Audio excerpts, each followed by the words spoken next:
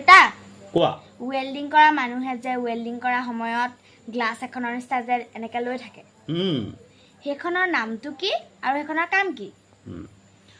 শুনা সেইখনৰ নাম কি তেনেকুৱা স্পেচিফিক এটা মই নাম নাপালোঁ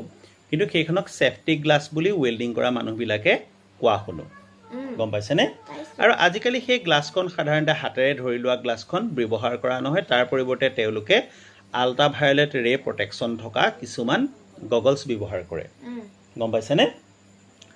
আৰু তাৰ কামটো হ'ল এনেকুৱা যে সি আল্ট্ৰাভায়োলেট ৰেক প্ৰটেকশ্যন দিয়ে আমাৰ এতিয়া সূৰ্যৰ পোহৰৰ লগতো আল্ট্ৰাভায়োলেট ৰে আহে যাক অজন লেয়াৰে কাটি থৈ দিয়ে বাটতে গম পাইছেনে কিন্তু যেতিয়া ওয়েল্ডিং কৰা হয় তেতিয়া আল্ট্ৰাভায়োলেট ৰেটো তাৰ পৰা ওলাই জুইটোৰ পৰা আৰু মানুহে চকুৰে চাই থকাৰ কাৰণে মানুহৰ চকুৰ কৰ্নিয়াৰ যিটো পাৰ্ট আছে এই কৰ্নিয়াখন আংশিকভাৱে বা সমূলঞ্চে নষ্ট কৰি পেলাব পাৰে সেইকাৰণে সেই মানে বিশেষ গ্লাছখন সেফটি গ্লাছখন হয় হাতত লৈ লোৱা হয় আৰু নহলে বা চকুত আল্ট্ৰাভায়োলেট ৰে প্ৰটেকশ্যন গ্লাছ আজিকালি পিন্ধা দেখা যায় গম পাইছা তাৰ কথাটো হ'ল সেইটো